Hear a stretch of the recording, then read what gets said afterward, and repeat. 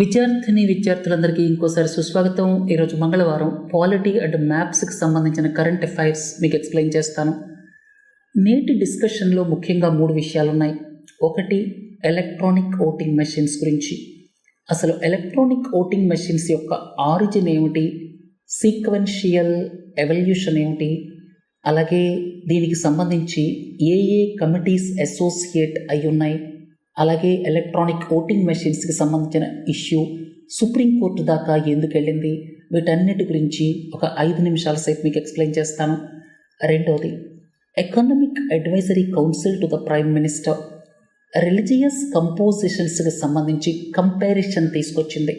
1950కి అలాగే ఈ మధ్య 2015కి మధ్య మన దేశంలో ఉన్నటువంటి పాపులేషన్లో ఒక్కొక్క రిలిజియన్ యొక్క షేర్ ఎంత, దీనికి సంబంధించి 2-3 ముఖ్యమైన విషయాలు మీకు ఎక్స్ప్లెయిన్ చేయటమే కాకుండా ఎప్పుడైనా సరే పాపులేషన్ గ్రోత్ రేట్స్ని సోషియో ఎకానమిక్ కాంటెక్స్ట్లో చూడాల్సి ఉంటుంది అనేటువంటి విషయాన్ని కూడా మీకు క్లారిఫై చేస్తాను. మూడోది, సింగిల్ పార్టీ మెజారిటీ లేకుండా మనం కోయాలిషన్ ఎరాలో మళ్ళీ ఎంటర్ అవుతున్నాం. 25 సంవత్సరాల పాటు కంటిన్యూస్గా 1989 నుంచి 2014 దాకా 25 సంవత్సరాల పాటు మనం ఏ సింగిల్ పార్టీకి కూడా మెజారిటీ లేనటువంటి లోక్సభని చూసాం. ఆ తర్వాత 10 సంవత్సరాలు 2014 నుంచి 2024 దాకా అంటే 17-16 లోక్సభలలో 16వ 17వ లోక్సభలలో భారతీయ జనతా పార్టీకి అబ్సల్యూట్ మెజారిటీ వచ్చింది. మళ్ళీ ఇప్పుడు 18వ లోక్సభలో మనం సింగిల్ పార్టీకి మెజారిటీ లేనటువంటి కోయాలిషన్ ఎరాలోకి ఎంటర్ అవుతున్నాం. ఈ సందర్భంగా కోయాలిషన్ గవర్నమెంట్స్ గురించి మీకు ఎక్స్ప్లెయిన్ చేస్తాను. అలాగే కోయాలిషన్ గవర్నమెంట్స్ ప్రాస్ అండ్ కాన్స్ కూడా మీకు ఎక్స్ప్లెయిన్ చేస్తాను. సరే, మొదటిది ఎలక్ట్రానిక్ ఓటింగ్ మెషిన్స్ అంటే ఈవీఎంస్కి సంబంధించి. అసలు ఈవీఎంస్ ఆరిజిన్ ఏమిటి అని చూస్తే ఈ ఐడియా 1977లో వచ్చింది. తర్వాత మొట్టమొదటి ప్రోటోటైప్ని 1979వ సంవత్సరంలో ఈసీఐఎల్ వాళ్ళు తయారు చేయడం జరిగింది. 1980లో ఎలక్షన్ కమిషన్ ఆఫ్ ఇండియా ఈవీఎంని ఆగస్టు 6వ తేదీన డిమాన్స్ట్రేట్ చేసింది. మొట్టమొదటిసారి ఇలా ఉంటుంది ఎలక్ట్రానిక్ ఓటింగ్ మెషిన్ అని చెప్పి ప్రజలకి డిమాన్స్ట్రేట్ చేయటం ఆగస్టు 6వ తేదీ 1980లో జరిగింది. తర్వాత అప్పటిదాకా పేపర్ బ్యాలెట్ని యూజ్ చేసేవాళ్ళు. రిప్రజెంటేషన్ ఆఫ్ ద పీపుల్ యాక్ట్లో కూడా, జాగ్రత్తగా వినండి, రిప్రజెంటేషన్ ఆఫ్ ద పీపుల్ యాక్ట్లో కూడా పేపర్ బ్యాలెట్ మాత్రమే యూజ్ చేయాలని ఉంది. రిప్రజెంటేషన్ ఆఫ్ ద పీపుల్ యాక్ట్లో పేపర్ బ్యాలెట్ మాత్రమే యూజ్ చేయాలి అని ఉందన్నమాట. అప్పుడు ఎలక్షన్ కమిషన్ ఆఫ్ ఇండియా కేంద్రాన్ని అడిగింది, మీరు లిఖితపూర్వకంగా ఇవ్వండి ఎలక్ట్రానిక్ ఓటింగ్ మెషిన్స్ని యూజ్ చేయడానికి పర్మిషన్ అని అడిగితే కేంద్ర ప్రభుత్వం రిఫ్యూజ్ చేసింది. మేము అలా ఇవ్వలేము అని చెప్పింది. అప్పుడు ఎలక్షన్ కమిషన్ ఆఫ్ ఇండియా ఏం చేసిందంటే ఆర్టికల్ 324ని యూజ్ చేసి ఆర్టికల్ 324 కింద ఉన్నటువంటి ప్లీనరీ పవర్స్ని యూజ్ చేసి, అంటే ఎక్కడైనా సరే లెజిస్లేటివ్ వాక్యూమ్ ఉంటే, అంటే లెజిస్లేటివ్ వాక్యూమ్ అంటే ఏమిటి, పార్లమెంటు చట్టాల ద్వారా కొన్ని విషయాల్లోకి ఎంటర్ అయ్యి ఉండకపోవచ్చు, కొన్ని విషయాలకి పార్లమెంటు చట్టాలు తెచ్చి ఉండవచ్చు, కొన్నిటికి పార్లమెంటు చట్టాలు ఉండకపోవచ్చు. ఎక్కడైతే పార్లమెంటు తెచ్చిన చట్టాలు ఉండవో అక్కడ డైరెక్ట్గా కాన్స్టిట్యూషన్ నుంచి పవర్ని డిరైవ్ చేయొచ్చు అన్నమాట. దాన్ని ఏమంటారంటే ప్లీనరీ పవర్స్ అంటారు. ఇంతకుముందే చెప్పాను కదా, ఎలక్ట్రానిక్ ఓటింగ్ మెషిన్స్కి సంబంధించి కేంద్ర ప్రభుత్వాన్ని అప్రోచ్ అయితే వాళ్ళు పర్మిషన్ ఇవ్వలేదు. చట్టంలో ఏముంది, పేపర్ బ్యాలెట్ మాత్రమే వాడాలని ఉంది. అలాంటి పరిస్థితుల్లో ఏం చేయాలో అర్థం కాక ఎలక్షన్ కమిషన్ ఆఫ్ ఇండియా ఏం చేసిందంటే ఆర్టికల్ 324 ప్రకారం వాళ్ళ ప్లీనరీ పవర్స్ని ఉపయోగించి కేరళ గజెట్లో పరవూర్ అసెంబ్లీ నియోజకవర్గంలో 1982లో పరవూర్ అసెంబ్లీ నియోజకవర్గంలో ఈ ఎలక్ట్రానిక్ ఓటింగ్ మెషిన్స్ని మొదటిసారి వాడటానికి కేరళ గజెట్లో పబ్లిష్ చేయడం జరిగింది. మొత్తం దాదాపు 86 బూత్స్ ఉన్నాయనుకుంటాను. అందులో 50 బూత్స్లో ఎలక్ట్రానిక్ ఓటింగ్ మెషిన్స్ని వాడారు. సరే, ఫలితం వచ్చేసరికి అతి కొద్ది ఓట్ల తేడాతో ఒక పార్టీకి చెందిన వ్యక్తి ఓడిపోయారు. చాలా తక్కువ మార్జిన్, 130, 140 అలా ఉంది. ఆ తర్వాత ఆయన ఏం చేశారు, ఎలక్ట్రానిక్ ఓటింగ్ మెషిన్స్ని వాడటం వల్లే నేను ఓడిపోయానని చెప్పి, అంటే ఈవీఎంస్ని వాడటం వల్లే నేను ఓడిపోయాను అని చెప్పి హైకోర్టుని అప్రోచ్ అయ్యారు. హైకోర్టు ఇంటర్వ్యూన్ కాలేదు. ఆ తర్వాత ఆయన సుప్రీంకోర్టుకు వెళ్ళారు. సుప్రీంకోర్టు మొత్తం తిరగేసి చూస్తే సుప్రీంకోర్టు ఇచ్చిన తీర్పు చాలా ఇంట్రెస్టింగ్ అన్నమాట. ఇప్పుడు ఆర్టికల్ 324 కింద మీరు ప్లీనరీ పవర్స్ని యూజ్ చేసి ఎలక్ట్రానిక్ ఓటింగ్ మెషిన్స్కి పర్మిషన్ ఇచ్చారు. ఎలా ఇవ్వగలిగారు? ఆల్రెడీ చట్టం ఉంది, representation of the people act ఉంది. దాని ప్రకారం పేపర్ బ్యాలెట్స్ మాత్రమే వాడాలనుంది. క్లియర్గా చట్టంలో ఉన్నప్పుడు మీరు ప్లీనరీ పవర్స్ని వాడలేరు. అంటే అది చట్టాలకి వ్యతిరేకం అయిపోతుంది కదా. ఎక్కడైతే చట్టాలు లేవో, అంటే లెజిస్లేటివ్ వాక్యూమ్ అంటాం, అలాంటి సందర్భాల్లో మాత్రమే మీరు రాజ్యాంగం నుంచి డైరెక్ట్గా రాజ్యాంగంలో ఉన్న ఆర్టికల్స్ నుంచి ప్లీనరీ పవర్స్ని వాడచ్చు అని చెప్పి సుప్రీంకోర్టు విస్పష్టమైన తీర్పు చెప్పి పరవూర్ అసెంబ్లీ నియోజకవర్గం రిజల్ట్ని క్యాన్సిల్ చేసింది.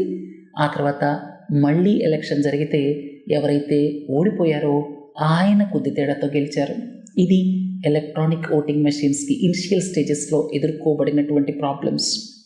తర్వాత సుప్రీంకోర్టు చెప్పిన తీర్పు ఏం చెప్పిందంటే, ఎక్కడైతే లెజిస్లేటివ్ వాక్యూమ్ ఉంటుందో, ఎక్కడైతే చట్టాలు చెయ్యలేదో అక్కడ మాత్రమే మీరు డైరెక్ట్గా ప్లీనరీ పవర్స్ని రాజ్యాంగాన్ని బేస్ చేసుకొని, రాజ్యాంగంలో ఉన్న అధికరణాన్ని బేస్ చేసుకొని వాడచ్చు. తప్పిస్తే ఎక్కడ పడితే అక్కడ వాడతామంటే కుదరదు.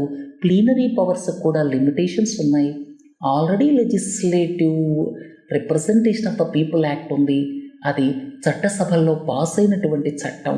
దాని ప్రకారం పేపర్ బ్యాలెట్ మాత్రమే అని ఉన్నప్పుడు మీరు ఎలా ఎలక్ట్రానిక్ ఓటింగ్ మెషిన్స్ని వాడతారు అని చెప్పి సుప్రీంకోర్టు ప్రశ్నించి పరవూర్ నియోజకవర్గ రిజల్ట్ని క్యాన్సిల్ చేసింది. ఆ తర్వాత రిప్రజెంటేషన్ ఆఫ్ ద పీపుల్ యాక్ట్ని పార్లమెంట్ చట్టం ద్వారా అమెండ్ చేసింది.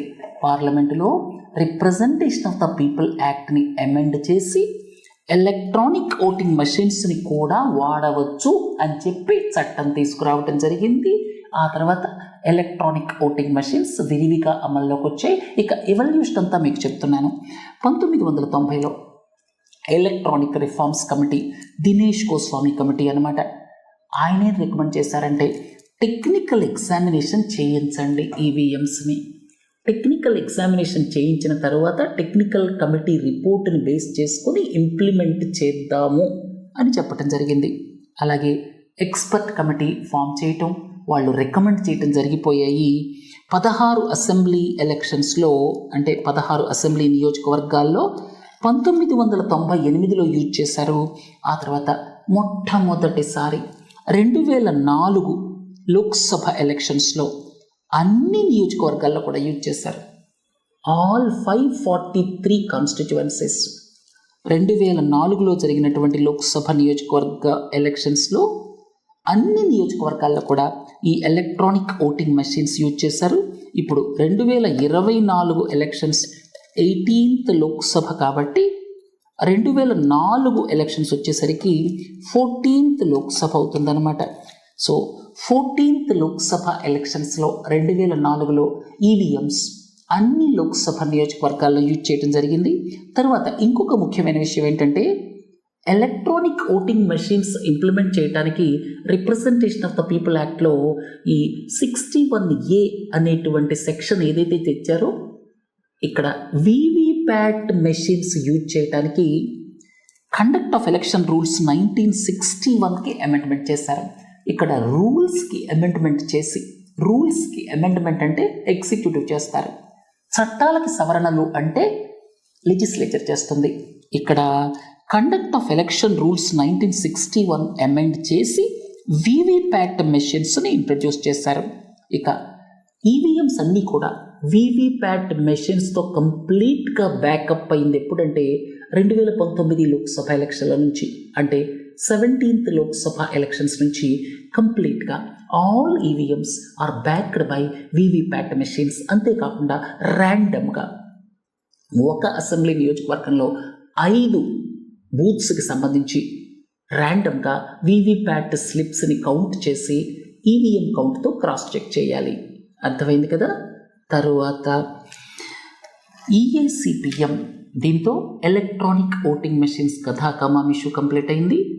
ఇది చాలా ముఖ్యమైన విషయం అన్నమాట. Economic advisory council to the prime minister వాళ్ళు 1950 అలాగే 2015 65 సంవత్సరాల గ్యాప్లో, అంటే స్వాతంత్రం వచ్చిన కొద్ది రోజులకి అలాగే 2015కి 65 సంవత్సరాల తర్వాత రిలిజియన్స్ యొక్క కంపోజిషన్ ఎలా ఉంది అని చెప్పి ఒక రిపోర్ట్ పబ్లిష్ చేశారు. వేరు రిలిజియన్స్, ఎందుకంటే ఈ మధ్య మనం అప్రహెన్షన్స్ వింటూనే ఉన్నాం, ముస్లిమ్స్ పాపులేషన్ గణనీయంగా పెరిగిపోతుంది అని చెప్పి. ఇక్కడ 2 ముఖ్యమైన విషయాలు మీకు చెప్తాను, ఒకసారి ఈ రిపోర్ట్ చూడండి. వాళ్ళు ఇచ్చిన రిపోర్ట్ ప్రకారం హిందూస్ పాపులేషన్ 1950లో అంటే స్వాతంత్రం వచ్చినప్పుడు 84.68% ఉంటే 2015లో 78.06. హిందూస్ పాపులేషన్ 6.62% తగ్గింది, 6.62%. 6.62% తగ్గింది టోటల్ పాపులేషన్లో. ముస్లిమ్స్ పాపులేషన్ 9.84 నుంచి 14.09, అంటే ఇక్కడ మీరు చూస్తే 4.25% పెరిగింది. ముస్లిమ్స్ పాపులేషన్ 4.25% పెరిగింది. హిందూస్ పాపులేషన్ కనుక మీరు గమనిస్తే 6.62% తగ్గింది. క్రిస్టియన్స్ ఆల్మోస్ట్ స్టేబుల్గా ఉంది, 6 కూడా ఆల్మోస్ట్ స్టేబుల్గా ఉంది. అయితే బుద్ధిస్ట్స్ పాపులేషన్, స్వాతంత్రం వచ్చినప్పుడు బుద్ధిస్ట్ చాలా తక్కువ మంది ఉన్నారు, ఇప్పుడు దాదాపు 1% వచ్చారు. ఈ పెరుగుదలకి కారణం మనకి ఈ టిబెట్ నుంచి వచ్చినటువంటి బుద్ధిస్ట్ అయి ఉండొచ్చు, కొంతమంది మత మార్పిడి ద్వారా జరిగి ఉండొచ్చు, ఆ విషయాలు పక్కన పెడదాం. బట్ ఓవరాల్గా ఇక్కడ మేజర్ చేంజ్ చూస్తే హిందూస్ పాపులేషన్ 6.5% తగ్గిపోవటం, దాదాపు 4% ముస్లిం పాపులేషన్ పెరగటం. సో వీటికి సంబంధించి ఈఏసిపిఎం ఒక రిపోర్ట్ని రిలీజ్ చేసింది. వాళ్ళు చెప్పింది ఏంటంటే ముస్లిమ్స్ పాపులేషన్ 4.25% పెరిగింది. మన దేశంలో పరిస్థితులు ముస్లిమ్స్ పాపులేషన్ పెరగడానికి అనుగుణంగా ఉన్నాయి, కాబట్టి రిలీజియస్ డిస్క్రిమినేషన్ అనేది లేదు మన దేశంలో అని వాళ్ళు తేల్చేశారు. అది ఒక డైమెన్షన్. ఇక్కడ 2 విషయాలు మీకు చెప్పాలి. ఒకటేంటంటే ఎన్ఎఫ్హెచ్ఎస్ 1కి ఎన్ఎఫ్హెచ్ఎస్ 5కి నేషనల్ ఫ్యామిలీ హెల్త్ సర్వీస్ ఎప్పుడు స్టార్ట్ అయ్యాయి? 1992-93లో స్టార్ట్ అయ్యాయి. అది నేషనల్ ఫ్యామిలీ హెల్త్ సర్వే 1 అనమాట. 5 ఈ మధ్య జరిగింది, కరోనాకి ముందు కరోనాకి తర్వాత 2019-2021.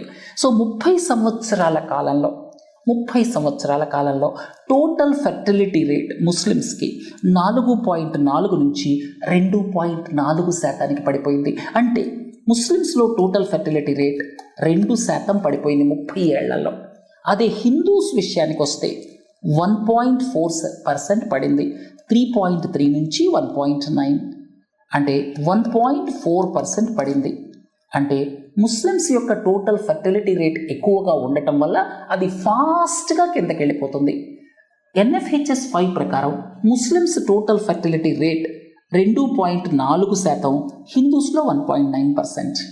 అంటే Muslims population growth total fertility rate అనేది తగ్గుతూ వస్తుంది, అది ఫాస్ట్గా తగ్గుతుంది మిగతా రిలీజియన్స్తో పోలిస్తే. న్యాచురల్ కదా, బాగా ఎక్కువ ఉంది ఫస్ట్.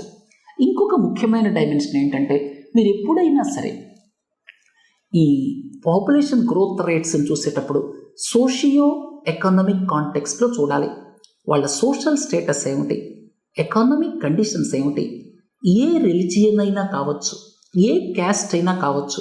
ఒక్కసారి వాళ్ళ ఆర్థిక పరిస్థితి మెరుగుపడితే, ఫ్యూచర్ ఆశాజనకంగా ఉంటే న్యాచురల్గా పాపులేషన్ గ్రోత్ రేట్స్ తగ్గుతాయి. అందుకని ఎప్పుడైనా సరే మనం పాపులేషన్ గ్రోత్ రేట్స్ని చూసేటప్పుడు రిలీజియన్ని దృష్టిలో పెట్టుకొని కాకుండా సోషియో ఎకనామిక్ కాంటెక్స్ట్లో చూడాలి. ఉదాహరణకి ముస్లిమ్స్ని, కేరళలో ఉన్న ముస్లిమ్స్ని తీసుకోండి, ఉత్తరప్రదేశ్లో ఉన్న ముస్లిమ్స్ని తీసుకోండి.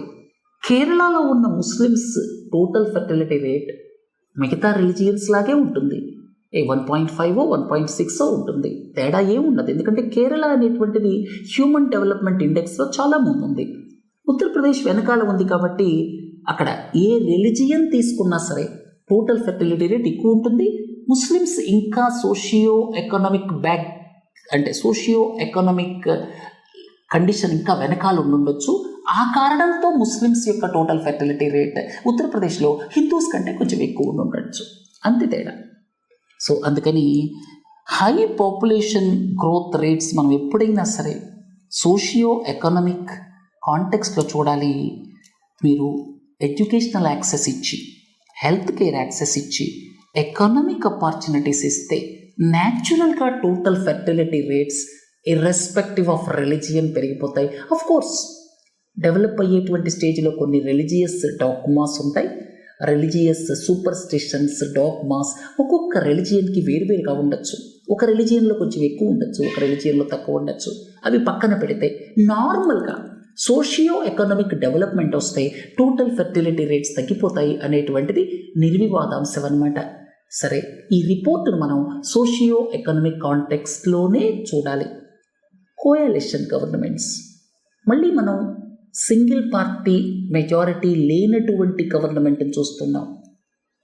ఇక్కడ 1977లో మొట్టమొదటిసారి చాలా రాజకీయ పార్టీలు ఎమర్జెన్సీకి వ్యతిరేకంగా, ఇందిరాగాంధీకి వ్యతిరేకంగా కలిసి జనతా పార్టీ సింబల్ మీద పోటీ చేశాయి. అది కోయాలిషన్ గవర్నమెంట్కి ఆరిజిన్ అని చెప్పచ్చు. ఆ తర్వాత వాళ్ళు సరిగా పరిపాలించలేకపోయారు. మొరార్జీ దేశాయ్ ప్రధానమంత్రి కావటం జరిగింది.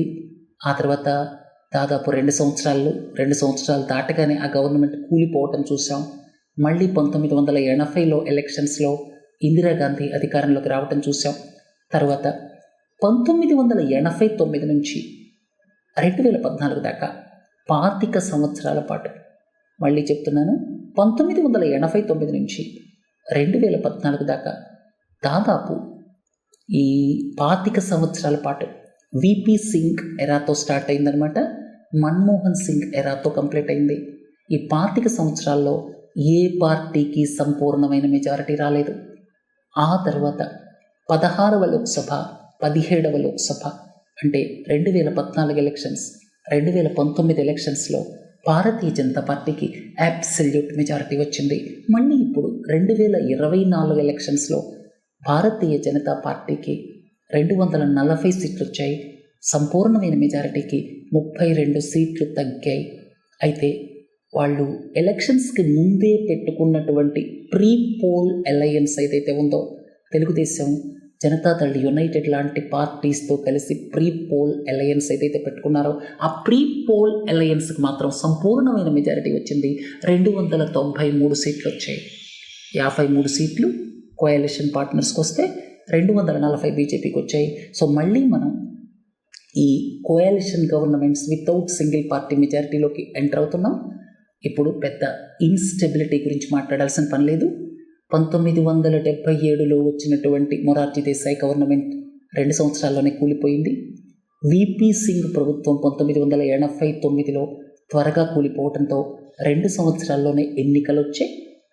1996లో ఎన్నికలు జరిగాయి.